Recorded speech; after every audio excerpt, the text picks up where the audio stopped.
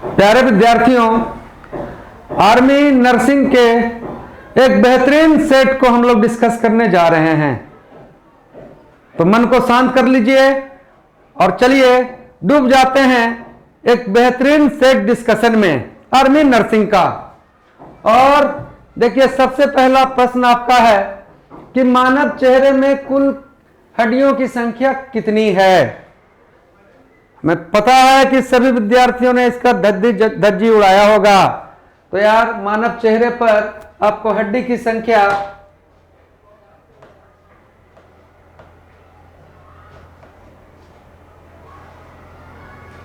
कितना है? 14। लेकिन प्यारे बच्चों, हमारे खोपड़ी में कितनी हड्डियां हैं? 8। अब इधर देखो, हमारे कान में कितनी हड्डी? 6 हड्डी। 3 हड्डी इस साइड और 3 हड्डी इस साइड। और कान की सबसे छोटी हड्डी, स्टेप्स तो आप जान ही रहे हैं, लेकिन रीढ़ की हड्डी में आपका यार 26 हड्डी होता है। लेकिन कई जगह बुक में आपने पढ़ा होगा कि रीढ़ की हड्डी में कितने, तो यार 33। लेकिन जो 33 हड्डी है वो किस में होता है? बच्चे में। तो स्पेशली जब आपको यार इस ढंग से प्रश्न रहे कि एक वयस्क के रीढ़ की हड्डी में कितने हड्डी होते हैं, तो आपको कहां जाना है? 26। लेकिन नॉर्मल प्रश्न रहे कि रीढ़ की हड्डी में कितने हड्डी, तो 33। बच्चों के रीढ़ की हड्डी में कितनी हड्डी? 33। चलिए बढ़ जाते हैं नेक्स्ट प्रश्न की ओर। जीव विज्ञान के पितामह कौन है? तो सबके दिमाग में फट से जीव विज्ञान कौन भाई? अरस्तु। अरस्तु किसके गुरु थे? सिकंदर के। और प्यारे बच्चों, कोशिका को खोज कौन किया? तो आपको यार रॉबर्ट हुक ने आपको कोशिका को खोजा, है ना। लेकिन जीव विज्ञान के पितामह कौन? तो अरस्तु। देखिए, अरस्तु जो थे वो जानवरों के ऊपर रिसर्च किए थे। इन्होंने एक बुक लिखा था, हिस्ट्रिया एनिमेलिया। लेकिन प्यारे बच्चों, अगर वनस्पति विज्ञान का पितामह पूछा जाए, वनस्पति विज्ञान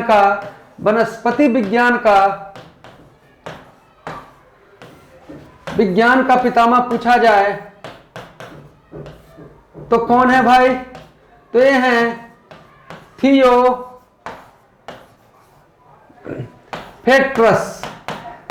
तो वनस्पति विज्ञान के पितामह थियोपेट्रस। जीव विज्ञान के अरस्तु।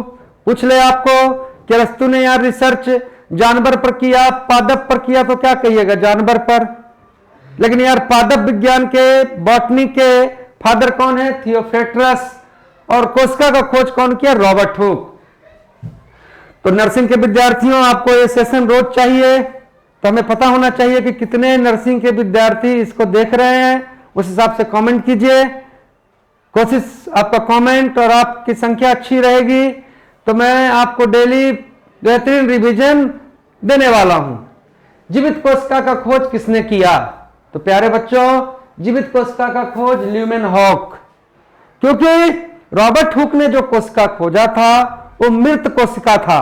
और रॉबर्ट हुक पूछ ले तुमसे कि रॉबर्ट हुक ने यार कोशिका किस चीज से खोजा था, तो तुम कहना यार कॉर्क से। किससे भाई? कॉर्क से। और रॉबर्ट हुक ने जो कोशिका खोजा था वो जीवित था कि मृत था, तो तुम क्या कहोगे भाई? तो रॉबर्ट हुक ने कोशिका जो खोजा था वो मृत कोशिका था। लेकिन बात हो रहा है यहां पर जीवित कोशिका। तो जीवित कोशिका का खोज कौन किया? Leeuwenhoek. और जीवाणु का भी खोज आपका कौन किया? Leeuwenhoek. और कोशिका तो रॉबर्ट हुक जान रहे हो। और हम लोग जीव जंतु हैं बच्चे, और जीव जंतु के कोशिका के अंदर केंद्रक होता है। मान लो कि हम लोग का एक कोशिका है और कोशिका के अंदर एक केंद्रक है, और इस केंद्रक को खोजने वाला प्यारे बच्चों कौन है? तो रॉबर्ट ब्राउन। और तुम तो सब अच्छा जानता है, मेरा हर नर्सिंग का बच्चा ये तो जरूर ही जानता होगा कि कोशिका का पावर हाउस माइटोकॉन्ड्रिया, और इस माइटोकॉन्ड्रिया को खोजा कौन? अल्टमैन। तो माइटोकॉन्ड्रिया को कौन खोजा? अल्टमैन। फिर से जरा बोलो। जीव विज्ञान के पितामह अरस्तु, बॉटनी के पितामह थियोफेट्रस, माइटोकॉन्ड्रिया को खोजा अल्टमान, केंद्रक को खोजा रॉबर्ट ब्राउन, जीवित कोशिका को खोजा ल्यूमेन हॉफ। चलिए आगे बढ़ जाते हैं। केचुआ में कुल कितने हृदय होते हैं? तो प्यारे बच्चों, केचुआ अर्थबॉम, ये है क्या? केचुआ ये है भाई किसानों का मित्र, किसानों का मित्र। और क्या खासियत है इसमें? केचुआ ऐसा जीव है जिसमें यार नर और मादा एक ही जीव में है। नर और मादा केचुआ में एक ही जीव में है। और कितने हृदय हैं इसके? 4। हृदय के भाग 4 नहीं, सॉरी कितने हृदय हैं? 8। हृदय के भाग 8 नहीं, इसके अंदर 8 हृदय हैं। और प्यारे बच्चों, अगर आप तिलचट्टा कॉकरोच का बात करें तो कॉकरोच के हृदय में आपको यार 13 भाग में बटा हुआ है, 13 भाग में। और हम लोग स्तनधारी हैं यार, हम लोग स्तनधारी। जो भी अपने स्तन से बच्चे को दूध पिलाए वो स्तनधारी, जो भी बच्चा को जने वो स्तनधारी। दुनिया में एक ही तो यार स्तनधारी है जो अंडा देता है, उसको छोड़कर अंडा देने वाला स्तनधारी कोई नहीं है। और अंडा देने वाला स्तनधारी है प्लेटिपस। क्या है बच्चों? प्लेटिपस। तो जो स्तनधारी हैं उसके यार हृदय के भाग होते हैं कितने? 4। लेकिन सरीसृप, रेंगने वाला प्राणी, उछले सरीसृप में क्या क्या भाई? तो तुम्हारा यार सांप, तुम्हारा यार छिपकली, गिरगिट। तो जो सरीसृप है, रेंगने वाले प्राणी हैं, इनके हृदय में यार आपको 3 भाग होते हैं। इनके हृदय में 3 भाग होते हैं। लेकिन इसमें भी देखिए कुछ आपका वो है। सरीसृप में अगर बात कर लिया जाए मगरमच्छ या घड़ियाल का, तो प्यारे बच्चों मगरमच्छ में आपके मगरमच्छ के हृदय में 4 भाग होते हैं। तो हृदय से क्या जाने?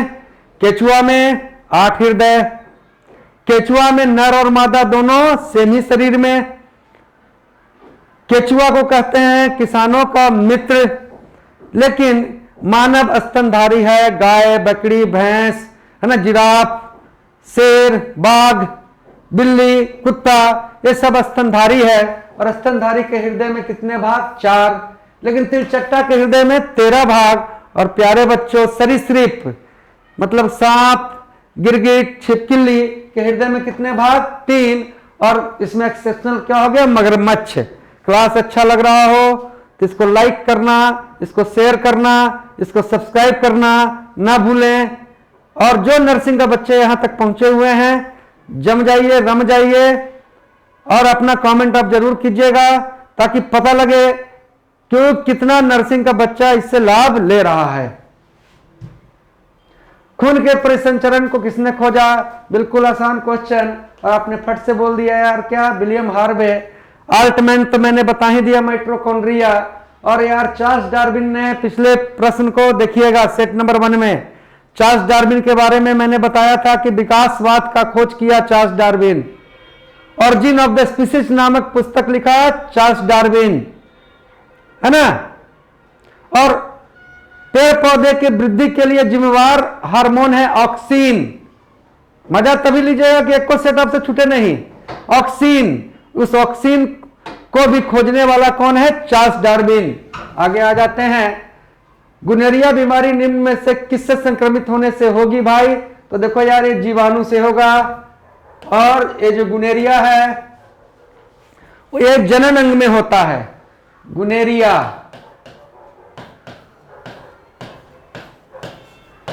आपको यार सिफिलिस, गुनेरिया, सिफिलिस।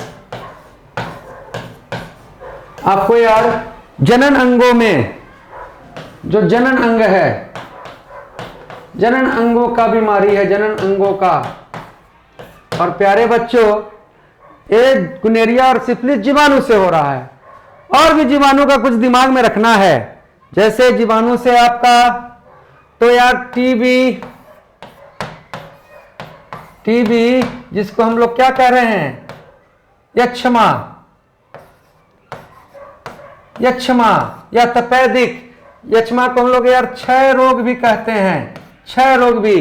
तो टीबी, टिटनस, आपको यार टाइफाइड, टीबी, टिटनस, टाइफाइड। देखो बच्चों, निमोनिया,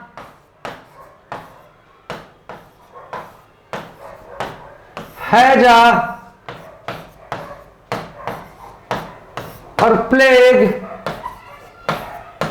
आपको यार जीवाणु से होने वाले रोग हैं। ये तो कविता बन गया। टीबी, टाइफाइड, टिटनस, हैजा, प्लेग, निमोनिया और गुनेरिया और सिफिलिस किससे होने वाले रोग हैं? जीवाणु से होने वाले रोग हैं। तो चलिए बढ़ जाते हैं आगे। पेरिफेरा शब्द किसने दिया? बच्चों, पेरिफेरा शब्द आपको यार रॉबर्ट गांट ने दिया।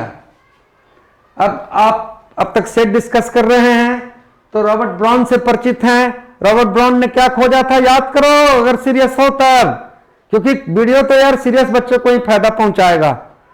तो रॉबर्ट ब्राउन ने केंद्रक खोजा, रॉबर्ट कोच ने कोशिका खोजा, रॉबर्ट कोच ने हैजे का टीका, सॉरी बच्चों, रॉबर्ट कोच ने हैजे का टीका, हैजे का टीका है ना, हैजा का जो टीका है उसको रॉबर्ट कोच ने खोजा। कोशिका रॉबर्ट हुक और पेरिफेरा शब्द किसने दिया? तो रॉबर्ट गांट। अब आपके दिमाग में ये पेरिफेरा, पोरीफेरा आपको यार घर कर रहा होगा, कोई चिंता की बात नहीं। थोड़ा सा मैं समझा देता हूं और समझिए और समझ के पढ़िएगा तो हमेशा लाभदायक रहेगा। देखो भाई, 1969 ईस्वी में 1969 ईस्वी में एक व्यक्ति थे जिसका नाम था आर.एच. Whittaker, RH. विटेकर। इन्होंने यार जो धरती पर जीवन है इसको यार 5 वर्ग में बांट दिया। पहला वर्ग यार मोनेरा, दूसरा वर्ग प्रोटिस्टा और तीसरा मेरे प्यारे बच्चों कवक,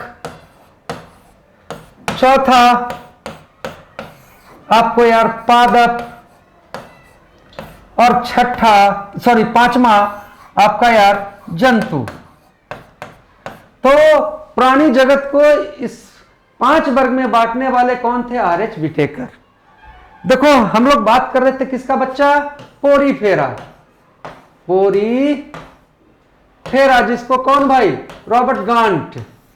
तो देखो जंतु के अंदर भी यार बहुत सारे आदमी गए। इस जंतु जो है इसको यार 10 विभाग में बांटा गया है। आज 10 का चर्चा तो नहीं करेंगे, नेक्स्ट सेट में डिस्कशन में जब आएंगे और इस टाइप का क्वेश्चन लाएंगे उसको आगे थोड़ा सा डिस्कस कर देंगे। तो जंतु को देखो यार 10 वर्ग में बांटा गया। तो जंतु जीवन में जो सबसे पुराना जो जीव है ना, सबसे पुराना जंतु में जो सबसे पुराना, अब यार जीवन सबसे पहले यार कहां से चालू हुआ? जल से कि स्थल से? तो आपने बहुत जगह पढ़ा होगा कि जीवन आपको यार जल से चालू हुआ। समुद्र के जल में आपको यार समुद्र के जल में आपको जीवन सबसे पहले चालू हुआ। तो जो सबसे पुराना जीव है वो यार स्थल पर तो बनेगा नहीं, वो कहां बनेगा? तो समुद्र में ही, जल में ही बनेगा। तो सबसे पुराना अगर कोई जीव है जिसको जिस वर्ग में रखा गया है वह पोरीफेरा। और ये बिल्कुल इस ढंग से स्ट्रक्चर है। यहां से आपको यार छेद है, इधर से पानी जा रहा है, इधर से निकल रहा है। जीवन है लेकिन ये चल फिर नहीं सकता है, ये सबसे पुराना है। अच्छा से समझ गए होंगे, समझ गए होंगे तो जरूर इसमें यार आप लाइक कीजिएगा और अपने दोस्तों को शेयर कीजिएगा ताकि आपको ज्यादा से ज्यादा परीक्षा से पहले सेट मिल सके। अब देखो निम्न में से कौन सा अचल जीव है? अब कौन दिक्कत भाई, ये तो यार चेला तुरंत पकड़ लिया होगा। कौन अचल जीव है? पोरीफेरा, चल नहीं सकता है। जंतु में सबसे पुराना, जंतु में तो 10 गो भी है भैया, लेकिन ज्यादा 10 एक दिन कर देंगे तो तुम्हारा दिमाग थोड़ा चक्कर खा जाएगा, तो धीरे धीरे। क्रेब्स चक्र की क्रिया किसके अंदर संपन्न होती है? देखो कोशिका का पावर हाउस है माइटोकॉन्ड्रिया, है ना। अब देखो माइटोकॉन्ड्रिया में क्या होता है, तो देखो यार ग्लूकोज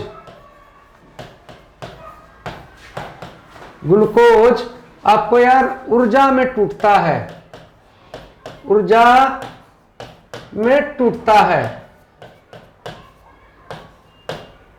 माइटोकॉन्ड्रिया में ग्लूकोज ऊर्जा में टूटता है और ग्लूकोज का ऊर्जा में टूटना ही आपको कहलाता है क्रेब्स चक्र।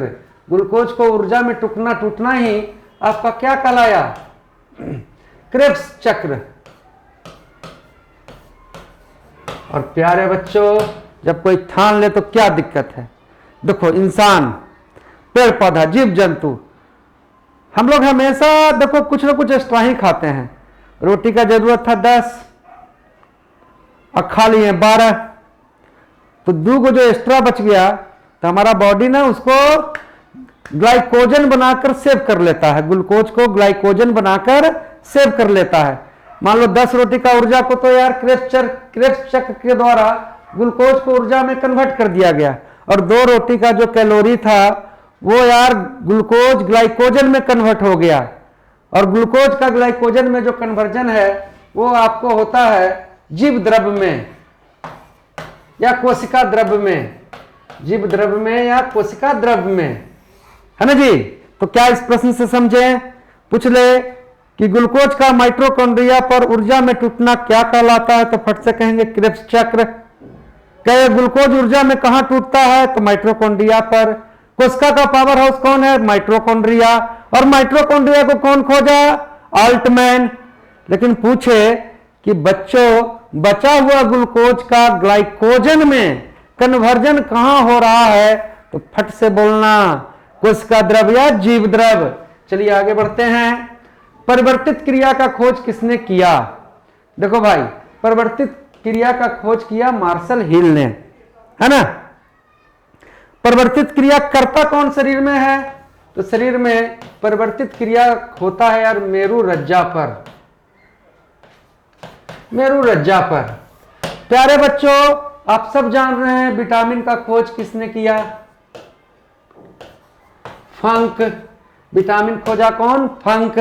और रॉबर्ट ब्राउन के बारे में तो बोलना नहीं है, जोश में आओ। रॉबर्ट ब्राउन ने क्या खोजा? केंद्रक।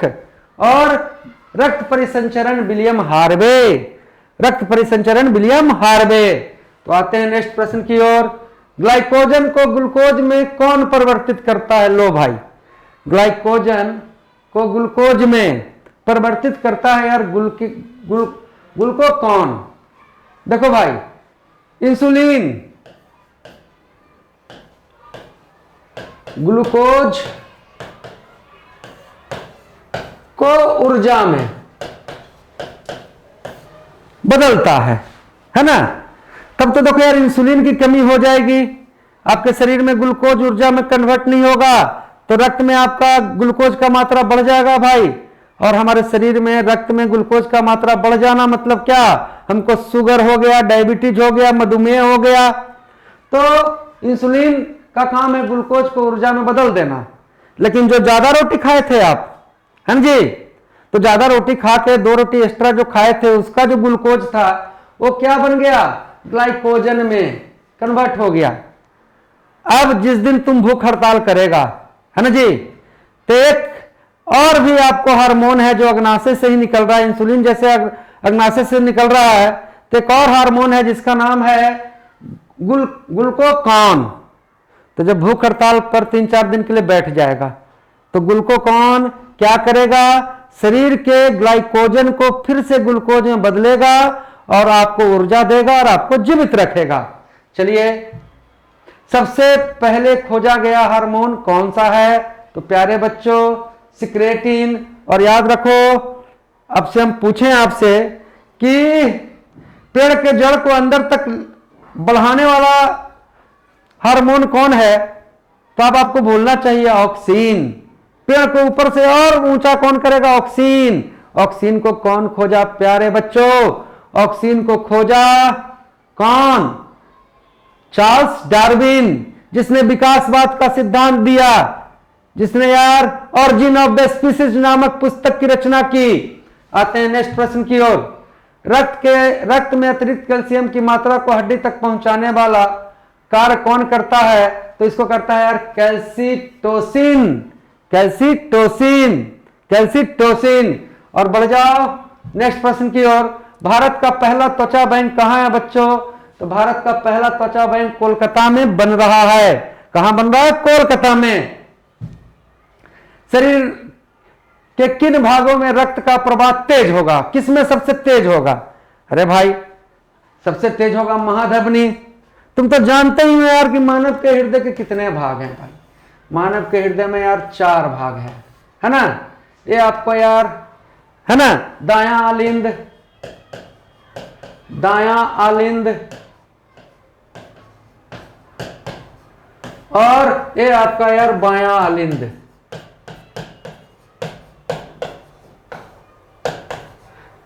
भैया हमने पिछला प्रश्न में बताया था कि दायां आलिंद में आपको यार कार्बन डाइऑक्साइड वाला रक्त आएगा, CO2 वाला रक्त आएगा।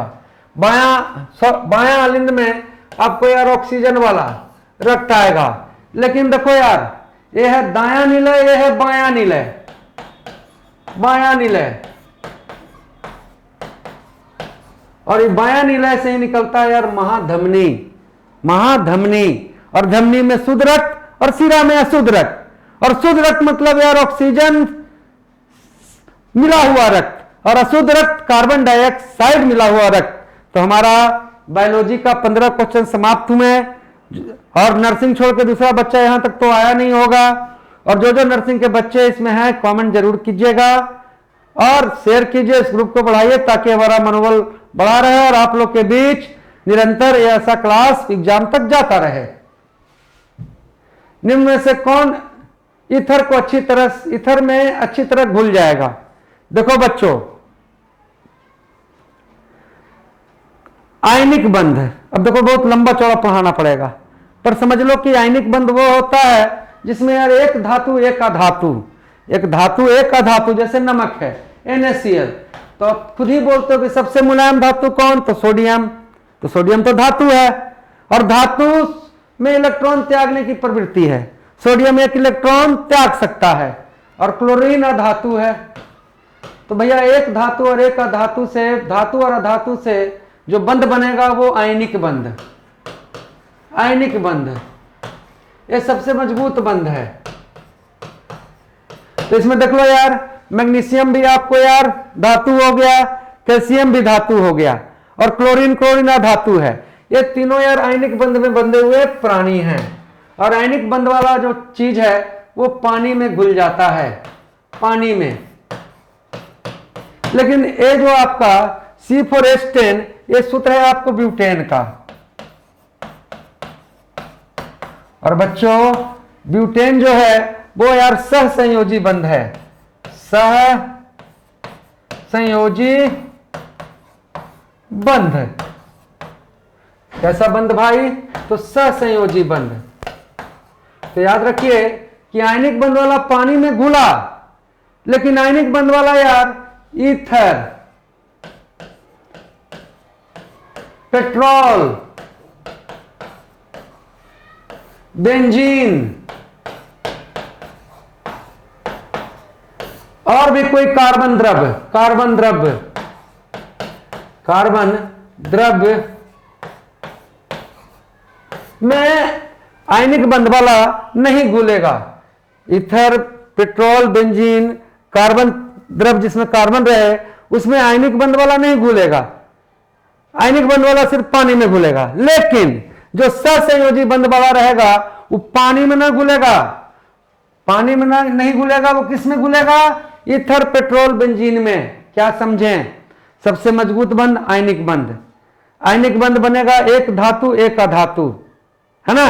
आयनिक बंध वाला पानी में तो घुल जाएगा, लेकिन ईथर, बेंजीन, आपको पेट्रोल में नहीं घुलेगा। चेक कर लेना कि पेट्रोल में कभी तुम नमक डालो, उसको घोल के दिखा दो, नहीं घुलेगा, क्योंकि आयनिक बंध से बंधा हुआ है।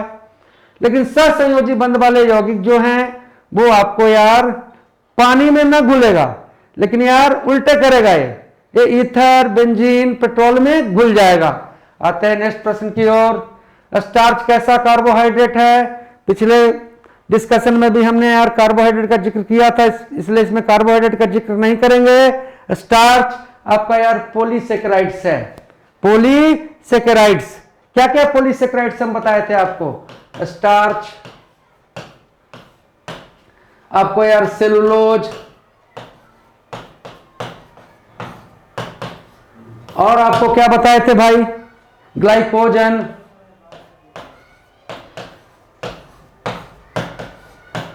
तो स्टार्च, सेलुलोज, ग्लाइकोजन आपका पॉलीसेकेराइड्स है। अब देखो ग्लूकोज मोनोसेकेराइड्स है ना, C6H12, O6 ग्लूकोज आपका मोनोसेकेराइड्स। चीनी, sucrose, maltose, lactose, C12H22, O11 आपका क्या भाई? डाइसेकेराइड्स। लेकिन जिसमें बहुत सारा ग्लूकोज के अणु रहे हैं वो पॉलीसेकेराइड्स, जिसमें स्टार्च, सेलुलोज, ग्लाइकोजन, है ना। चलिए आगे आ जाते हैं। निम्न में से कौन अतिस्थित द्रव है? बच्चों अतिस्थित द्रव सीसा है। वैसे द्रव जिसका यार गलनांक निश्चित ना हो उसे अतिस्थित द्रव कहते हैं, सीसा है। और सीसा में और भी कुछ बात है भाई। सीसा एकमात्र अधातु है, एकमात्र अधातु है, सॉरी एकमात्र धातु है सीसा, एकमात्र धातु है जो विद्युत का क्या है? कुचालक है। और ये तो तुम फट से बोलेगा, एकमात्र अधातु जो विद्युत का सुचालक है। जैसे देखो धातु में बिजली चलेगा, अधातु में नहीं चलेगा। तो सीसा सबसे बैर करके एकमात्र धातु है जो बिजली का कुचालक है। लेकिन ग्रेफाइट अधातु है, किसी भी अधातु में विद्युत नहीं प्रवाहित हो रही है।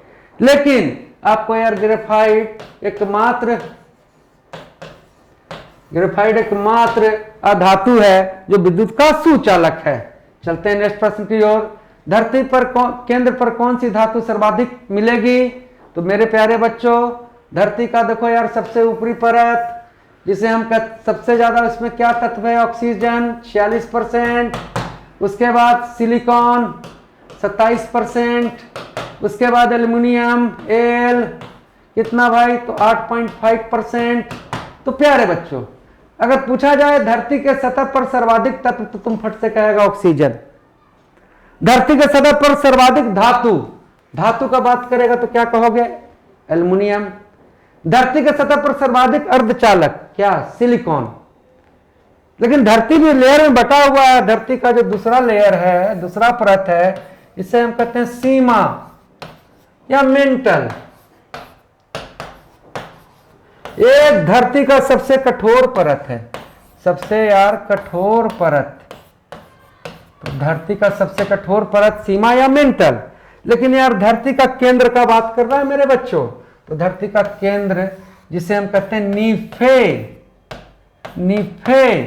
अब खुद सोचो, इसमें जो Ni है वो क्या है? निकेल है। और Fe जो है बच्चों वो क्या है? आपको यार आयरन है। तो धरती के केंद्र पर कौन सा धातु ज्यादा है? तो निकेल और लोहा है। हमारे ऑप्शन में यार कहीं भी लोहा नहीं है, लेकिन निकेल है। तो इस प्रश्न का सही जवाब क्या होगा? निकेल।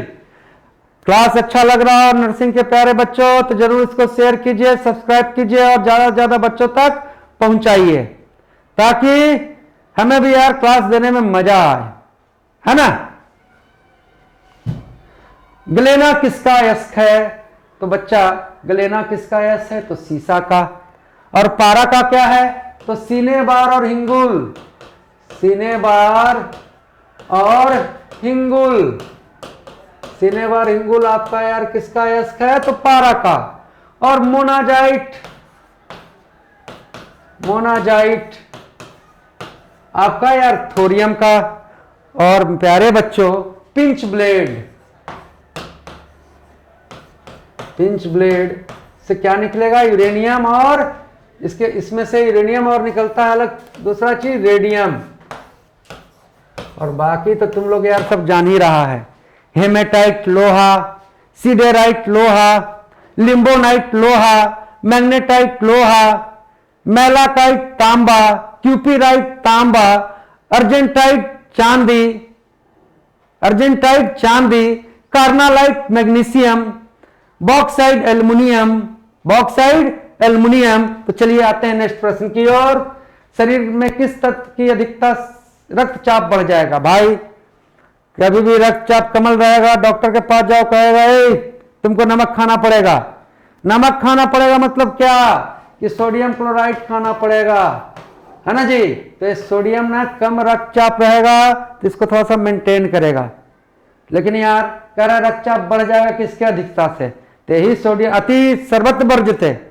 अब सोडियम बढ़ जाएगा तो यार रक्तचाप आपका क्या होगा? बढ़ जाएगा। लेकिन कैल्शियम का संबंध किससे है? तो हड्डी से है प्यारे बच्चों। और मैग्नीशियम है जी, तो क्लोरोफिल, पत्ता का रंग हरा जो है, क्लोरोफिल, क्लोरोफिल में जो धातु है वो क्या है? मैग्नीशियम। तो चलिए बच्चों चलते हैं नेक्स्ट प्रश्न की ओर। निम्न में से किस धातु का क्षरण सबसे कम होगा? मतलब सबसे कम जंग लगेगा, क्षरण मतलब जंग। तो भाई 2-2 3-3 साल पुराना है ना घड़ा मिल रहा है, कह रहा उसमें से टकाटक सोना का सिक्का। तो सोना का क्षरण इसका मतलब कि सबसे कम हो रहा है। तो सबसे कम क्षरण किसका होगा जी? तो सोना का। सबसे लंबा तार भी किसका बनेगा? सोना का। सोना का रासायनिक संकेत क्या है? तो Au। सोना का परमाणु संख्या क्या है बच्चों? तो 79। मन से पढ़िए क्योंकि देखिए नर्सिंग वाला परमानेंट चीज है बाबू, जान लगा दोगे अच्छा से तो बिल्कुल वो 4 साल वाला लफड़ा नहीं रहेगा आपके साथ। तो आपको तो यार जीडी और टेट्समैन और टेक्निकल के लिए जो बच्चे काम किए थे उससे यार ज्यादा 5 गुना ज्यादा जोश के साथ, उमंग के साथ आपको ये सफलता हासिल करने के लिए जोर लगाना है। और हम जानते हैं कि आप वीर बहादुर और बिल्कुल सक्षम व्यक्ति हैं। सिर्फ मन में आपको ठानना है, आप तो ठान चुके हैं, आप पक्का कर लेंगे। ओलेफिन नाम से किसे जाना जाता है? तो प्यारे बच्चों ओलेफिन नाम से हम जानते हैं अल्कीन को। अल्केन को हम लोग कहते हैं पैराफिन, पैराफिन। और बच्चों अल्केन का सूत्र क्या है? तो CnH2n+2 अल्कीन, CnH2n अल्काइन। मतलब एक में 2 घटाएंगे, एक में 2 जोड़ेंगे, एक में यार सिंपल रखेंगे। और अल्काइन में CnH2n-2। अब बात आ रहा है अल्काइल। अल्काइल का सूत्र होता है CnH2n+1, है ना जी। और भी जान लो अल्केन में यार सिंगल बॉन्ड होता है, अल्कीन में आपका यार डबल बॉन्ड होता है, और अल्काइन में आपका यार ट्रिपल बॉन्ड होता है, ट्रिपल बॉन्ड होता है। अब मेरे ये बॉन्ड बनाने के डिजाइन से आप समझ गए होंगे।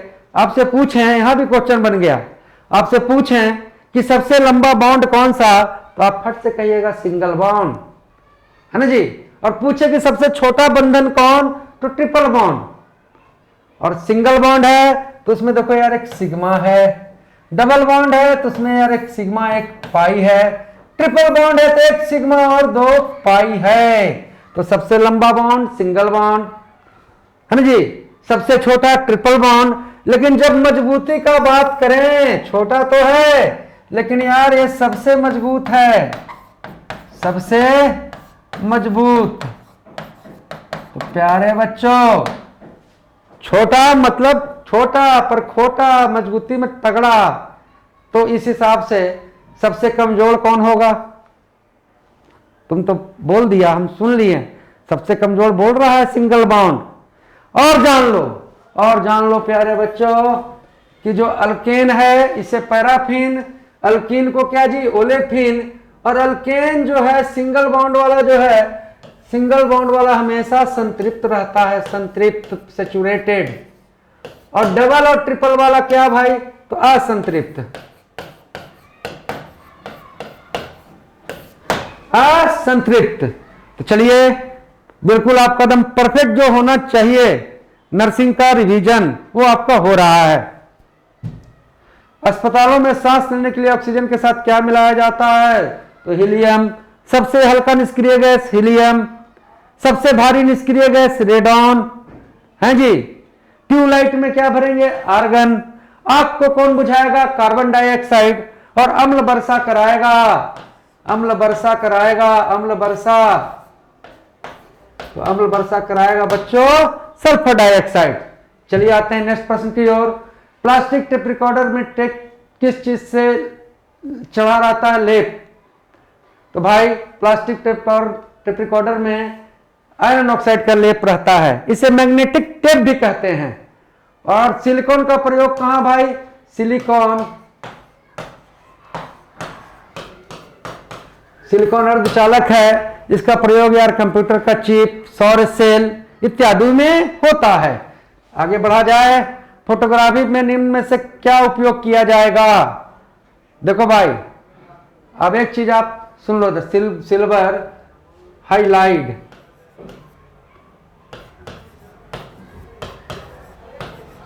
देखो फोटोग्राफी में प्रयोग होता है यार सिल्वर ब्रोमाइड का।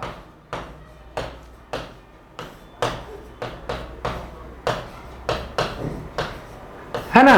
लेकिन याद रखना है कि आवर्त सारणी का 17वां वर्ग, कौन सा वर्ग भाई? 17वां वर्ग, जिसमें आपका यार fluorine, chlorine, bromine, iodine, statin है। तो इस वर्ग में सभी तत्वों कहते हैं हेलोजन या हाइलाइड, है ना जी। तो फोटोग्राफी में क्या काम आया बच्चा? तो सिल्वर हाइलाइड। सिल्वर का कौन सा हाइलाइड? तो सिल्वर ब्रोमाइड, सिल्वर ब्रोमाइड। बाकी यार सोडियम क्लोराइड आपका क्या है? नमक। और magnesium sulphate, magnesium sulphate MgSO4, Mg magnesium SO4 sulphate. और इसके साथ आप 7H2O भी जोड़ सकते हैं।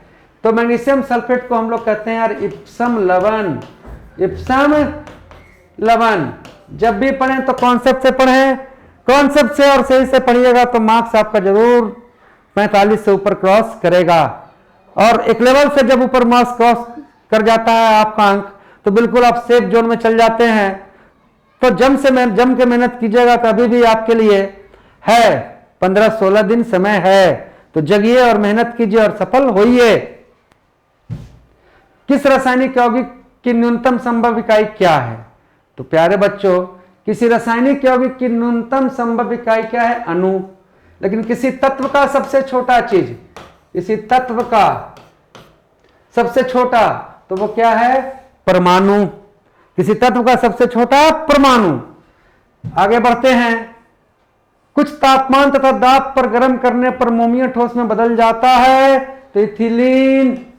सबसे हल्का तत्व कौन है? हाइड्रोजन। हाइड्रोजन को कौन खोजा? कैवेंडिक्स, कैवेंडिक्स। भविष्य का ईंधन क्या है बच्चों? हाइड्रोजन। और पानी को साफ किससे करेगा? तो क्लोरीन से। चलिए आगे। विसंक्रामक के रूप में प्रयोग किया जाने वाला गहरे बैंगनी रंग का निम्न में से कौन सा यौगिक है? विसंक्रामक मतलब क्या? जो यार जीवाणु वाणु को मार दे। जब बचपन में घाव होता था, चोट लगता था, तो डॉक्टर के पास जाते थे और एक नीला और बैंगनी तरफ का द्रव निकालता था और घाव को पोंछता था। याद करो, अरे वही तो है पोटेशियम परमैंगनेट लाल दवा, लाल दवा। चलिए पानी दीजिएगा। आभूषण बनाते समय आभूषण के साथ किस धातु को मिलाया जाता है? तो देखिए सोना के साथ। सोना हो गया 24 कैरेट का, लेकिन 24 कैरेट वाला सोना यार एकदम मुलायम रहता है, इससे आप चेन नहीं बना सकते हैं। तो इसको कठोर करने के लिए सोना के साथ मिलाया जाता है क्या? तांबा। तांबा है ना बच्चों। चलिए, तो केमिस्ट्री का भी 15 प्रश्न समाप्त हुए हैं। ये सेट पूरी तरह से आपके प्रैक्टिस के लिए है और आर्मी नर्सिंग के पॉइंट ऑफ व्यू को देखते हुए ये डिस्कशन आपके साथ मैं कर रहा हूं। आगे आते हैं, किस प्रकार की आर्द्रता को तापमान बढ़ने या घटने से प्रभाव नहीं पड़ेगा? तो इसके लिए यार आपका यार विशिष्ट आर्द्रता है ना। आगे बढ़ते हैं, पेंडुलम वाला घड़ी सबसे सुस्त कहां चलेगी? तो दिमाग में बैठा लो, पेंडुलम वाला घड़ी सबसे सुस्त चलेगा विषुवत रेखा पर और सबसे फास्ट चलेगा ध्रुव पर, सबसे फास्ट ध्रुव पर। आते हैं नेक्स्ट प्रश्न की ओर, कार्य बटे समय क्या कहलाएगा? तो प्यारे बच्चों, कार्य बटे समय शक्ति। कार्य बटे समय क्या हो गया जी? चलिए आप रिमाइंड कर लीजिए, कार्य बटे समय, कार्य बटे समय। अब बोलो, कार्य का ऐसा मात्रक क्या है? तो जूल। और समय का क्या है? तो सेकेंड। तो मतलब क्या कि भाई जूल प्रति सेकेंड आपको क्या कहलाएगा? शक्ति। और शक्ति का ऐसा ही मात्रक क्या है? वाट। तो देखो, कार्य बटे समय मतलब कि एक इकाई समय में जो कार्य कर रहे हैं वो आपका शक्ति है। मतलब क्या कि कार्य करने का दर, कार्य करने का दर आपका क्या है? शक्ति है। लेकिन कार्य करने का क्षमता मेरे प्यारे विद्यार्थियों, कार्य करने का क्षमता आपका क्या है? तो ऊर्जा है। चलिए फिजिक्स में 5 रहते हैं तो इसको देखना है। हेलियोस्कोप का यार किस रूप में प्रयोग करते हैं? देखो, जहां भी ये हेलियो शब्द आ जाए तो हेलियो शब्द का मतलब है यार सूर्य, स्कोप मतलब देखना। तो हेलियोस्कोप से क्या देखेंगे भाई? सूर्य को देखने का काम करेंगे। क्या हो जाता है जी? चलिए, हेलियोस्कोप से हम लोग सूर्य को देखते हैं, क्रेस्कोग्राफ से पेड़ की वृद्धि को मापते हैं, वायुमंडल की आर्द्रता को यार हाइग्रोमीटर, जल के सापेक्षिक घनत्व को हाइड्रोमीटर, वायु दाब को बैरोमीटर और दूध की शुद्धता को लैक्टोमीटर और समुद्र की गहराई को यार क्या? फैदोमीटर। आ जाते हैं नेक्स्ट प्रश्न की ओर। तापमान किस प्रकार की राशि है? तो तापमान आपका यार अदिश राशि है। अदिश राशि ऐसा जिसमें यार है ना दिशा तो हो पर परिणाम ना हो। तो हमेशा आप चक्कर में पड़ते हैं, इसको बिल्कुल नोट डाउन कर लीजिए कि आपका यार कार्य, ऊर्जा, दूरी, समय, चाल,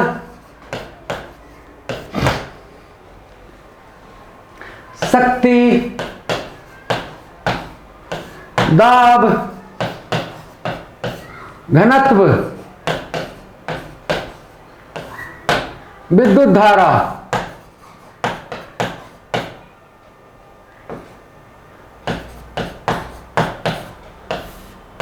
विद्युत ऊर्जा,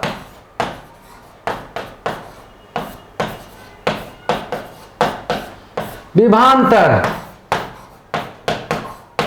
ये सब यार कैसी राशियां हैं? तो ये सब आपको स्केलर क्वांटिटी हैं, अदिश राशि हैं। याद रखें, सदिश किसी और दिन, कार्य, ऊर्जा, दूरी, समय, चाल, शक्ति, दाब, घनत्व, विद्युत धारा, विद्युत ऊर्जा, विभवांतर, ये सारी राशियां आपकी कैसी हैं? अदिश। नेक्स्ट प्रश्न की ओर, भारत के किस बंदरगाह को भारत का डायमंड हार्बर कहते हैं? तो डायमंड हार्बर यार कहां जी? कोलकाता। आइए नेक्स्ट, गुरु रामदास हवाई अड्डा कहां है? तो अमृतसर, क्योंकि अमृतसर शहर को बसाने वाले थे आपको यार गुरु रामदास, और गुरु रामदास के ही पुत्र थे यार गुरु अर्जुन देव। अर्जुन देव, और गुरु अर्जुन देव की हत्या कराया कौन? तो जहांगीर। जहांगीर। और आप तो सब जानते हैं कि यार सिख धर्म में कितने गुरु, तो 10। और पहला गुरु कौन बच्चा, तो गुरु नानक, जिनका जन्म 1469 ईस्वी में तलवंडी, जो अब वर्तमान पाकिस्तान में है। लेकिन यार सिखों के यार 10वें गुरु कौन, तो गुरु गोविंद सिंह। गुरु गोविंद सिंह का जन्म कहां, तो पटना साहिब। और गुरु अर्जुन देव का हत्या कौन, जहांगीर। और गुरु तेग बहादुर का हत्या, प्यारे बच्चों, गुरु तेग बहादुर का हत्या करवाया था औरंगजेब ने। किसने, औरंगजेब ने। आ जाइए नेक्स्ट प्रश्न की ओर। भारतमाला परियोजना किससे संबंधित है, तो सड़क विकास से संबंधित है। आते हैं नेक्स्ट प्रश्न की ओर। अफगानिस्तान की राजधानी कहां है, बिल्कुल आपके लिए चटनी क्वेश्चन, काबुल। ईरान का तेहरान, इराक का बगदाद, थाईलैंड का बैंकॉक, जिम्बाब्वे का Harare, Indonesia Jakarta, Poland Warsaw, पुर्तगाल Lisbon, Spain Madrid, Germany Berlin, France Paris, और अमेरिका वाशिंगटन डीसी, और ब्रिटेन क्या, लंदन। आइए, एनी बेसेंट तथा लोकमान्य तिलक द्वारा चलाया गया आंदोलन का नाम क्या था, तो होम रूल लीग। प्यारे बच्चों, ये चला यार 1916 ईस्वी में। रॉलेट एक्ट कानून, जिसे काला कानून कहते हैं, आया था 1919 ईस्वी में। रॉलेट एक्ट के ही विरोध करने में 13 अप्रैल 1919 ईस्वी को जलियांवाला बाग में जनरल डायर ने गोली चलवाया। असहयोग आंदोलन की शुरुआत 1920, और कहां से, तो कोलकाता। और भारत छोड़ो आंदोलन, प्यारे बच्चों, जिसमें गांधी जी ने करो या मरो का नारा दिया था, 8 अगस्त 1942। और कहां से, तो आपको यार मुंबई से।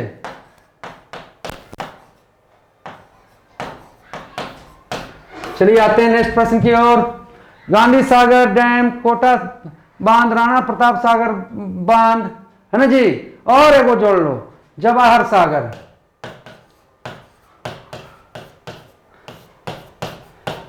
ये सब आपको यार चंबल नदी पर है ना। ये सब गांधी सागर, जवाहर सागर, राणा प्रताप सागर, है ना। आपको यार किस नदी पर है, महाराणा प्रताप सागर, ये सब आपका चंबल नदी पर है।